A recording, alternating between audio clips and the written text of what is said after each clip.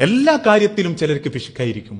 സ്വഭാവത്തിൽ പോലും പിശുക്ക് കാണിക്കുന്നവരുണ്ട്. ചിരിക്കാൻ പിശുക്ക്, ഒരു മസിൽ പിടിച്ച് ഗൗരവം കാണിച്ച് ജീവിച്ചാലാണ് വിലാന്ന് ചിന്തിക്കുന്നവര്, ആൾക്കാരോട് ഇങ്ങനെ മനസ്സറിഞ്ഞ് ഇടപെടുന്നവരുന്ന് പിശുക്ക്, ഭാര്യനോടൊന്ന് സൗഹൃദം പറഞ്ഞ് ഒന്ന് കമ്പനി ഓടുന്നതിന് പിശുക്ക്, ഭർത്താവിനോടൊന്ന് കൊഞ്ചുന്നതിന് പിശുക്ക്. ഇതൊക്കെയാണ് മനുഷ്യന്മാരെ ജീവിതം. എല്ലാ കാര്യത്തിലും ഒരു തരം പിശുക്ക്. ആർക്കെന്തെങ്കിലും കൊടുക്കുന്നതിന് പിശുക്ക്, വീട്ടിൽ കയറി വരുന്ന ഒരാൾക്ക് വെള്ളം കൊടുക്കുന്നതിന് പിശുക്ക്. എന്നാൽ ചില വീടിനെ പറ്റിയിട്ട് ചില ആളുകൾ പറയാറുണ്ട്, അമ്മയുള്ള കാലത്ത് ചെന്നാ ഒരാൾക്ക് വെള്ളം തരാണ്ട് ഉമ്മ വിടൂല, ഇപ്പോഴോ അപ്പോരന്റെ പടി ചവിട്ടാൻ തോന്നൂല. രണ്ടും വ്യത്യാസമുണ്ട്. ആളുകൾക്ക് കൊടുക്കാൻ മടിയാ. ചെലവില്ലാത്ത എന്തും മനുഷ്യൻ ചെയ്യും. ചെലവുള്ളത് വന്നാൽ മനുഷ്യനൊന്നും പിടിച്ചെക്കും.